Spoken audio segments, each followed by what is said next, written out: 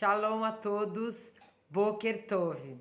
Olha só, começou o inverno. As roupitas são as mesmas do ano passado, vocês já conhecem, mas comecei a ter que colocar as roupas quentes. Hoje nós vamos já entrar no nosso assunto, é um vídeo bem curto, o salmo é bem comprido hoje. Hoje é dia 7 de Iyar, de 5.784. Nós estamos no dia 22 da contagem do Homer, então nós contamos o dia 23. Lembram? Quem não sabe por que eu falei assim ou porque que é assim que funciona, no canal nós temos dois vídeos. Um vídeo sobre a contagem do Homer e um vídeo sobre Lag BaOmer, o 33º dia da contagem do Homer. Então, no canal vocês têm. Hoje nós vamos continuar o nosso treinamento de não fazermos Lashon Hara e fazermos o que? Shmirat Lashon. Nós estamos no 19º dia. Por que 19º e não dia 19? Porque você pode começar quando quiser, mas nós temos isso muito especificado.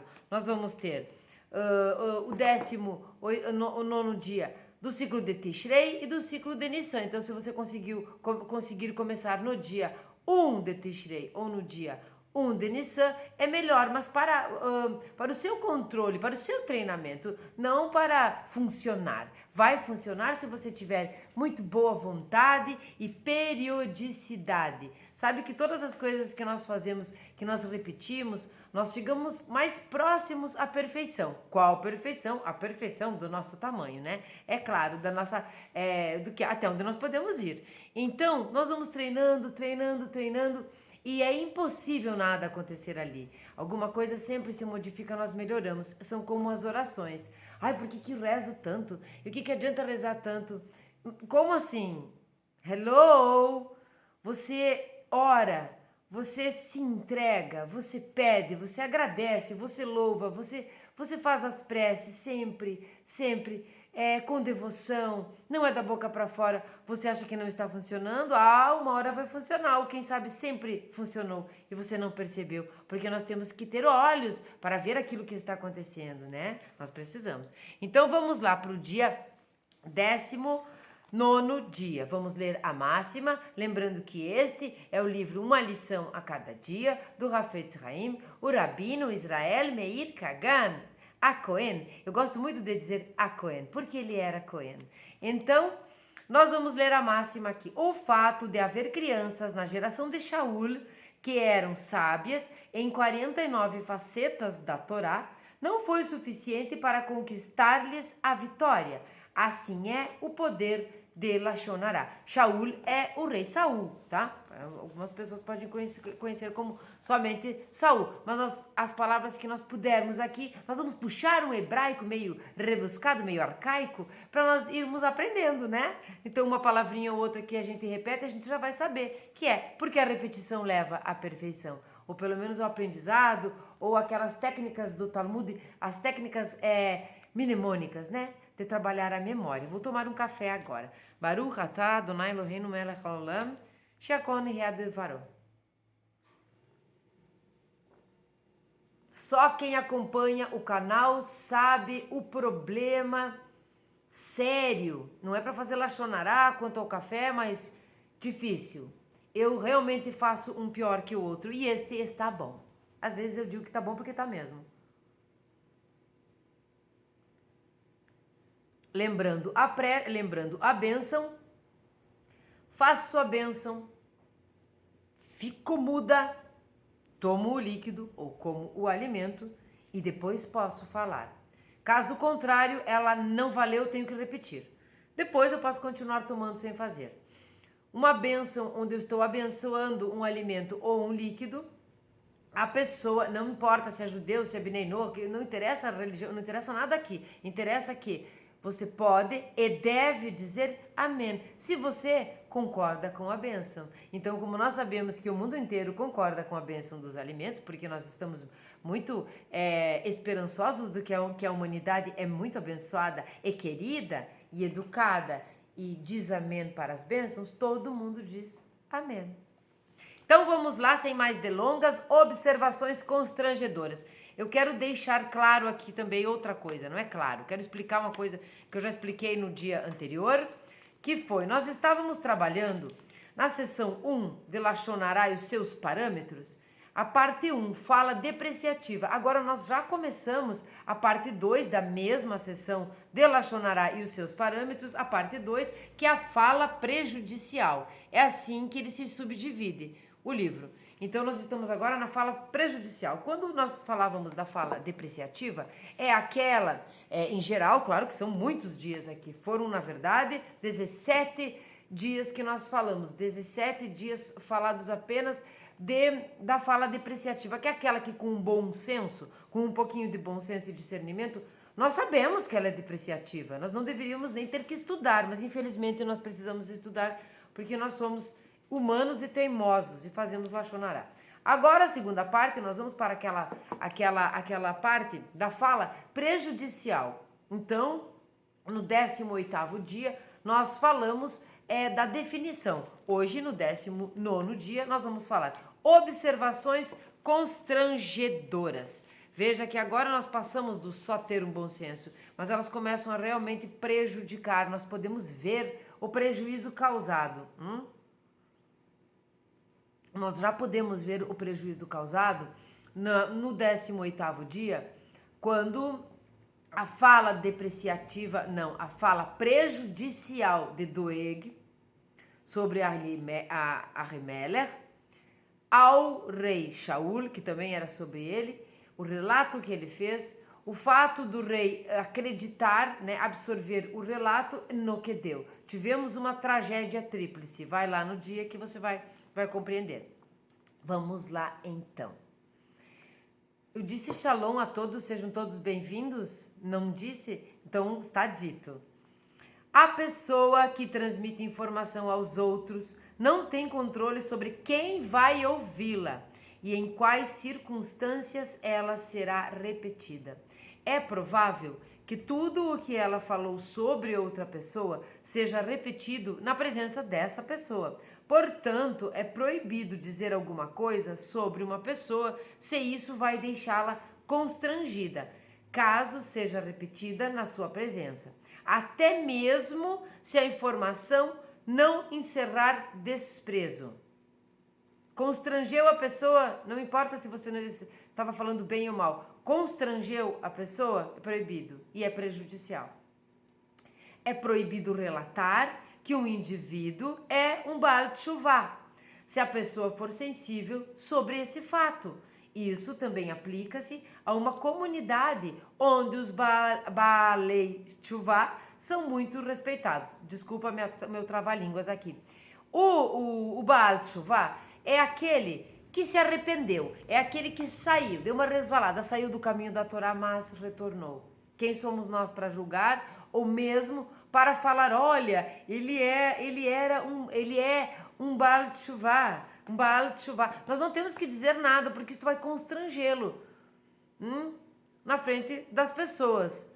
E nós não sabemos quantas vão escutar. Então, esse foi a parte aqui do Sefer Hafetz Haim sobre o Lashon Hara. Nós vamos explicar aqui o Shmirat Lashon no lado direito do livro, mas nós vamos dar uns adendos aqui mesmo. Vamos entender. A pessoa que transmite informação aos outros não tem controle sobre quem vai ouvi-la e em quais circunstâncias ela será repetida. Não sabemos quem vai ouvir, não sabemos até onde ela vai, porque existe aquele telefone sem fio, uma pessoa fala para outra, e nós não sabemos em que circunstância, em que lugar, em que circunstância, em que momento aquilo foi comentado. Então é prejudicial, é proibido.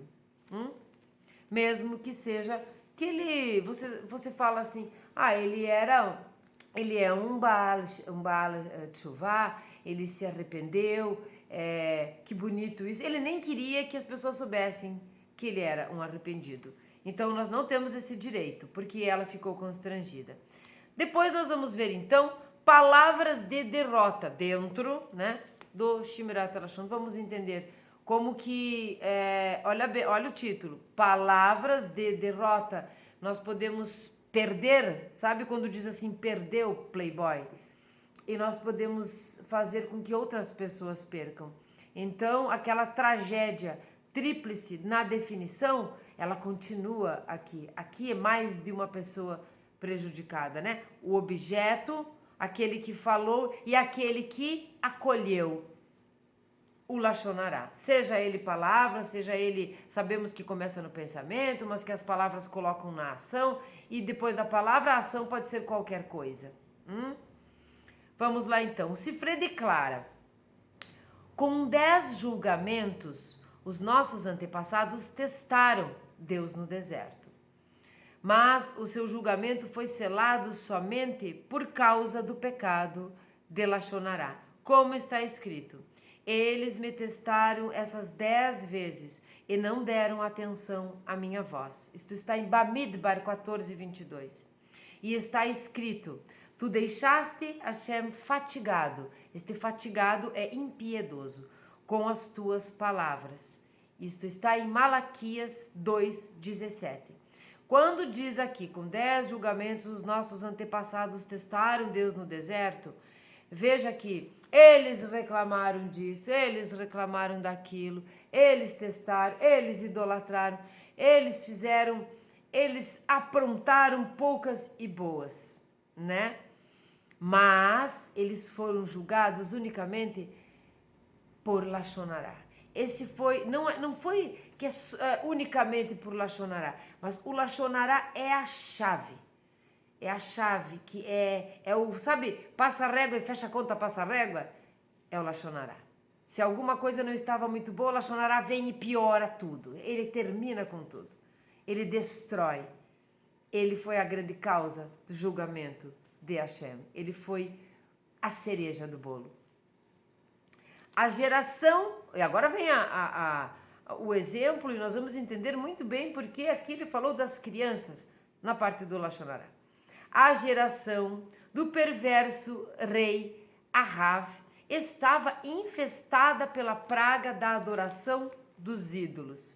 Apesar disso, foram vitoriosos na guerra, porque não denunciavam uns aos outros. Sobre isso está em Yerushalmi, PA 1:1.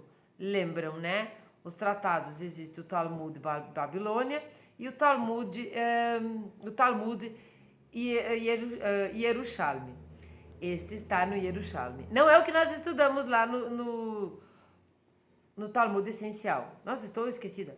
Isto fica evidente pelo fato de que ninguém revelou a Ahav que Ovadia, ajudado por outros, estava sustentando uma centena de profetas de Hashem contra a vontade do rei. Porém, nos dias do nobre Shaul, quando informantes como Doeg, lembram, e os zifitas foram encontrados entre os judeus, os seus exércitos iniciaram uma batalha. O fato de haver crianças na geração de Shaul que eram sábias em 49 facetas da Torá não foi suficiente para conquistar-lhes a vitória. Assim é o poder de Lachonará. Então, a explicação aqui ela é simples. Nós já percebemos, não perceberam? Nós já não leram? Testaram Hashem no deserto, testaram Hashem. Tem uma passagem que ele chega a dizer: o meu povo é um povo errante, é um povo teimoso e tudo mais. Mas, com todos os testes, o que fechou mesmo, o que fez com que o julgamento fosse selado foi Lachonará. Aqui, nós vemos que a geração do perverso rei Ahav estava infestada de adoração aos ídolos. Então, eles eram idólatras. Um dos grandes pecados bíblicos eram idólatras, uma das proibições. Acontece que entre eles não os denunciavam, eles não os traíam, eles tinham mesmo que no erro, tá? Mesmo que no erro, eles eram leais uns aos outros e foram vitoriosos na guerra por conta disso. Pode ficar é estranho de ouvir o parecer que isso não é justo. Mas nós vemos no dia a dia as coisas que estão acontecendo no mundo, né? Coisas muito podres, por sinal. Essas coisas podres, dentro da podridão, dentro do círculo das pessoas que estão ali unidas pró objetivos e agendas, às vezes malignas com relação ao resto do povo que está livre disso, que não está mancomunado com essas podridões que andam acontecendo, do próprio ser humano, dentro desse círculo há uma pseudo-fidelidade, lealdade. Claro que se vende fácil por qualquer coisa, porque quando você está no erro, você é volúvel. Você é um iníquo, então um perverso às vezes, você vai cair uma hora ou outra, mas enquanto não cai, há uma fidelidade, uma lealdade entre eles. Por isso eles se fortalecem. E às vezes aqueles que estão do lado do bem, vamos dizer assim, como as pessoas gostam de dizer, o que não estão pensando iniquamente, não agem assim, não são podres, não estão unidos, não estão vencendo por conta disso. Então, foi exatamente o que aconteceu aqui. Não importa, ninguém revelou a Rabi que Ovadia, ajudado por outros, estava sustentando uma centena de profetas de Hashem. Por quê? Porque ele era rei, era idólatra. Eles não tinham que estar sustentando sacerdotes de Hashem. E como eles fizeram isso seria algo contra o rei. Mas eles nem contaram para o rei. Eles ficaram unidos entre eles. Eles não delataram, eles fizeram diferente de Doeg. Doeg conseguiu uma tragédia tríplice. Porque ele falou de Ahimelech, então Ahimelech era o objeto, ele sofreu as consequências. O rei Shaul aceitou o relato, sofreu as consequências. E Doeg, que falou, que fez a intriga, uma intriga, né? Sofreu as consequências. E esse pior, esse foi aquele que virou um potinho na prateleira, né? Totalmente, não é excomungado a palavra, totalmente morto para o mundo vindouro. Vamos entender as metáforas. Bom, então foi por isso. Porém, nos dias do nobre Shaul, quando informantes de Doeg e os Zifitas foram encontrados entre os judeus, os seus exércitos iniciaram uma batalha. Perderam. O fato de haver crianças na geração de Shaul, que eram sábias em 49 facetas da Torá, não foi suficiente para conquistar-lhes a vitória. Assim é o poder de Lashon Hará. Aqui nós entendemos quase todo o processo de todos os dias que nós estamos treinando. Quando nós falamos de alguém, quando nós proferimos Lashon Hará, que não é só falar mal de alguém, já estudamos isso, mas tudo que envolve Lashon Hará, nós perdemos naquele momento o nosso mérito, nós transferimos o nosso mérito positivo para o objeto ao qual nós atacamos, e este traz para nós manda de volta para nós os méritos negativos. Às vezes, a pessoa a qual nós falamos ou proferimos algum Lashon Hará é ruim de negócio, sim. Já falei aqui essa expressão. É uma pessoa má, mas quando uma pessoa má está agindo, nós não somos como ela. Então, nós não temos que fazer Lashon Hará sobre ela. Porque, além de tudo, provavelmente ela tenha muitos méritos negativos e eles vêm para nós. É como quando nós pensamos assim, que se fazer essa justiça aqui, aquele entendimento errado do olho por olho, dente por dente errado, um dia nós vamos falar sobre isso, interpretação errada, bíblica, aqueles que pensam que tem que ir lá e arrancar o olho da pessoa. Enfim, quando nós achamos que nós temos que ser justos, que isso é justiça, então quando nós pensamos que isso é justiça, alguém tem que fazer o trabalho sujo, que não sejamos nós. E que o outro pense que não seja ele. E que todo mundo pense que não seja você aquele que deve agir daquela maneira. Eu tinha que ter feito, você não tinha. Há perigo? Denuncie. Há violência? Denuncie. Há crime? Denuncie. Não há nada disso. Shimirat alashon. Guarde a sua língua. Vamos guardar a nossa língua. Quantas uniões são dissolvidas porque não há união? E aqueles que não pareciam tão unidos, aqueles que são iníquos e são na verdade unidos, mas nós não sabíamos, não há dissolução. Quantas empresas, quantas comunidades Bnei Noach, que nós estamos apenas no começo, quantas comunidades mesmo judaicas, ou qualquer outro centro social, eu não sei explicar, sei lá, clubes, qualquer coisa assim, deixam de funcionar por conta de intriga, por conta da falta de lealdade dentre eles. Nós não podemos ser criminosos. Por exemplo, existe uma profissão, eu posso dar aqui, vou dar dois exemplos para ninguém achar que eu estou falando de alguém. Vamos dar o exemplo dos médicos, vamos dar o exemplo dos advogados. Muitas pessoas dizem que os médicos são corporativistas. Às vezes acontecem erros médicos. Né? Nós precisamos ter negligência, imprudência e imperícia para caracterizar um erro médico. Eu sei disso porque eu sou da turma dos advogados. E nós vemos no momento de uma ação, de alguma coisa, com alguma acusação, que nós precisamos levantar a negligência, imprudência e imperícia e provar o nexo causal, por exemplo, daquela morte daquele paciente, precisa ter um nexo causal com esses três alicerces aqui, muito bem comprovados. Nós estamos falando da vida de alguém, nós estamos falando da profissão, que significa a vida daquela pessoa, que é o médico. Em muitos momentos dentro do direito, quando existe isso, são raros, não é assim. Os erros médicos podem ser até comuns, mas levantar isso, ir à justiça é raro. Quando acontece, os advogados percebem que há um corporativismo, há uma defesa entre eles. E você pode estar de fora e pensando, nossa, mas que injusto, ele errou realmente, aquela pessoa morreu, eles deviam ser denunciados.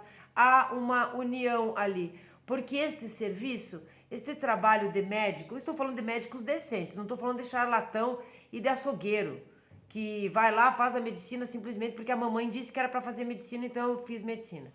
Não, o médico de vocação, aquele missionário, né? Aquele que Deus programou para que fosse cuidar do nosso corpo físico, mas por vocação. Então ele também ama o ser humano. Então ele é um pouco mais do que simplesmente um receituarista lá de receitas médicas. Eles são unidos porque não é fácil essa profissão. Então, vamos ver mesmo se houve um erro médico, mas nenhum vai acusar o outro. E sim, vão testemunhar a favor pela dificuldade que as coisas acontecem. Você pode sim perder um paciente. Quando você olha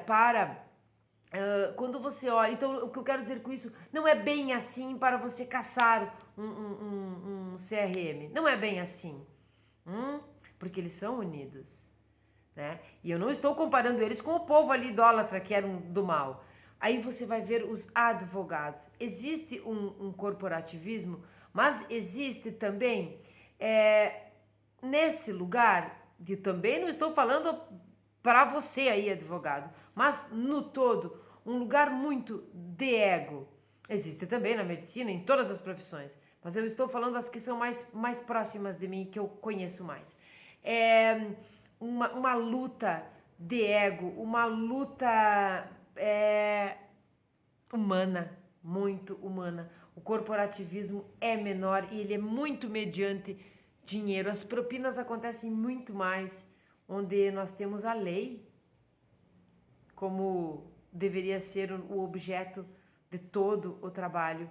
São menos corporativistas, isso eu quero dizer. Hoje em dia, os juízes, desembargadores, esses são corporativistas. Esses são muito corporativistas. Esses não denunciam, a delação premiada é mediante pagamento. eles são muito corporativistas. E se você olhar para a vida de um advogado comum, de um advogado decente, um advogado ético, você vai ver que ele não é rico. Muitas vezes ele não consegue, mal e porcamente paga as suas contas, se ele for muito ético. Mas aquela parte do direito que é unida, corporativista, estão decidindo o nosso país. Estão decidindo o nosso país com coisas, com atitudes inconstitucionais, com exageros, com todo tipo de iniquidade e perversidade, mas eles estão lá, eles estão firmes, entenderam? Então, às vezes, essa união, esse trabalhar junto mesmo, esse não intrigar o outro, esse não fazer esse lachonará tríplice, salva, ganha uma guerra. Nós queremos trabalhar para o bem, mas aqui é um exemplo, entendeu? O equilíbrio das coisas não diz respeito só às coisas boas. Eu estou sendo bonzinho, mas eu contei que o equilíbrio de justiça e bondade sempre existiu e sempre existirá, até que nós cheguemos na redenção, até que todos nós não sejamos nem Doeg, nem o objeto e nem mesmo o rei Shaul. Nós não fazemos lachonará contra o outro, nós não somos propícios a receber um lachonará porque não somos iníquos e nós não aceitamos o relato do outro. Aí nós começamos a realmente entender o treinamento, a realmente modificar a nossa conduta ética. A nossa personalidade precisa ser moldada por uma alma purificada, por uma alma pura. Por isso dizemos, amai ao próximo como a si mesmo. Então, saber de Torá, estudar a Torá o dia todo, o mês todo, o ano todo, a vida toda, é magnífico, mas, porém, um lachonará bem feitinho derruba, afoga, vai por água abaixo todo o nosso estudo de Torá. E nós temos que voltar. E nós temos que ser um Baal Teshuvá, termos um arrependimento e vamos de novo. E vem, e vamos de novo, e vem, e vamos de novo. E lachonará, e shmirat lashon, e lachonará, e shmirat lashon. E assim a vida vai. Não adiantou as crianças serem sábias e, como diz ali a palavra, versadas em 49 facetas da Torá, não adiantou. Lachonará vem e derruba tudo. Foi um vídeo mais curto, eu quis dar uns adendos a mais porque ele é bem curto, mas nós precisamos entender que um dia vem muito conectado com o outro, que aqui nós não estamos mais falando de fala depreciativa que simplesmente o bom senso pode resolver. Nós estamos falando de guerra, nós estamos falando de uma acusação séria de um erro médico, por exemplo, nós estamos falando dos três poderes aqui, dos grandes poderes do nosso país e de todos os outros, quem está dominando quem, e o que há de diferente com o povo, que é o povo que deveria ser unido, e enfim, está dividido, por isso eles estão vencendo, mas é momentâneo, nós vamos recuperar, porque nós estamos aqui estudando não fazer lachonará e fazer shmirat lashon. Tudo que é lato sensu, está dentro do direito, também tem um espelhinho no seu estrito senso. Significa que quando você é dentro de casa uma coisa, você vai ser a mesma coisa fora de casa. No que é no interior, no que é no exterior. O que é superior, no que é inferior. Nós somos um espelho do todo. Então nós precisamos refletir coisas boas. Salmo do dia, então, um salmo bem longo. Espero que vocês estejam gostando desta playlist maravilhosa, desses ensinamentos maravilhosos do Hafetz Haim. Espero que vocês estejam sentindo vergonha quando fazem um lachonará, porque sentir vergonha nesse momento é um indício de que algo mudou dentro, que vocês estão sentindo necessidade de shmirat lashon, e melhor do que isso, que quando conseguem se sentem bem. Há uma leveza muito grande quando nós conseguimos não fazer Lashon Hara, quando nós passamos adiante, quando nós fazemos Shmirat Lashon, mais ainda quando nós conseguimos demonstrar para aquela pessoa ou para as pessoas que isso é o caminho, que esse é o caminho, que isso é melhor. E nós podemos assim nos mudar e aí sim mudar os outros, porque ninguém muda ninguém. Autoconhecimento é só sobre nós. Mas se nós nos modificarmos, por certo, o entorno vai se modificar também. Deveria, essa é a consequência boa, né? Vamos lá então para o Salmo 7. É um salmo bem longo, tomara que eu não erre palavras da Bíblia. Shigaion de David. Cantou ao Eterno por causa de Cushi, o Beniaminita. Ó Eterno meu Deus, em ti eu busco refúgio. Livra-me de todos os meus perseguidores e salva-me, para que o inimigo não despedace minha alma, como um leão que dilacera sua presa, sem que ninguém a socorra. Eterno meu Deus, se eu intencionalmente tiver praticado mal de que me acusam, e se há injustiça em meus atos, se eu retribuí com mal a quem comigo estava em paz, eu que resgatei o perseguidor que sem razão me acossava, então que persiga e alcance o inimigo minha alma, abata minha vida e espoje no pó minha honra. Ergue-te, Eterno, em tua ira, atua com furor contra meus opressores, eleva-te em meu favor no juízo que ordenaste. Quando se dispuser a congregação dos povos em tua volta, que te eleves acima dela, pondo nas alturas teu divino trono. O Eterno julgará os povos, resgatar-me-á pelo mérito de minha retidão e integridade. Faz chegar ao fim o mal dos ímpios e dá firmeza ao justo. Tu que perscrutas as emoções e pensamentos de cada um, ó Deus justo, és meu escudo, ó Eterno, que salvas os puros de coração. Deus absolve os justos e se irrita todos os dias contra os ímpios. Se não se arrepender o perverso, mas afiar sua espada e distender seu arco e mirar o justo, contra ele mesmo estará preparando armas mortíferas e apontando suas flechas. O perverso concebe iniquidade, fecunda a maldade e gera falsidade. Escava um fosso e o aprofunda, mas ele mesmo cairá na armadilha que preparou. Sobre sua própria cabeça recairá sua iniquidade e sobre seu crânio sua violência. Darei graças ao Eterno por sua justiça e cantarei um louvor ao nome do Eterno, o Altíssimo. Vocês podem dizer amém. Já sabem, não é mesmo? Então, pessoal, se gostaram, curta, comente e compartilhe com as pessoas que você quer que não façam Lashon Hara, que estejam mais unidas no bem, que não façam a tríplice tragédia. Tríplice eu botei 4 aqui, ó. Que não façam Lashon Hara, que levem Shmirat Lashon, que não sejam passivas, mas que não sejam ativas nas coisas que não nos diz respeito.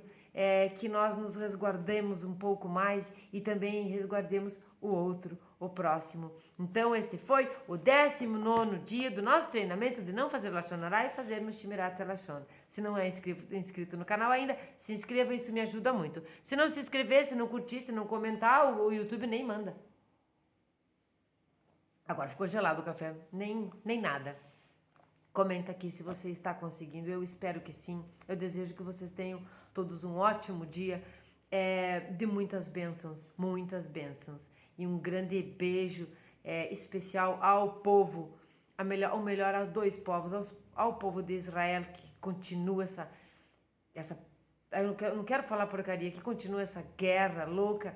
E um grande beijo, um abraço e muitas bênçãos para o povo aqui do Rio Grande do Sul, onde eu moro, porque o frio chegou com tudo e as enchentes já deixaram o prejuízo. Então agora é uma reconstrução devagarzinho.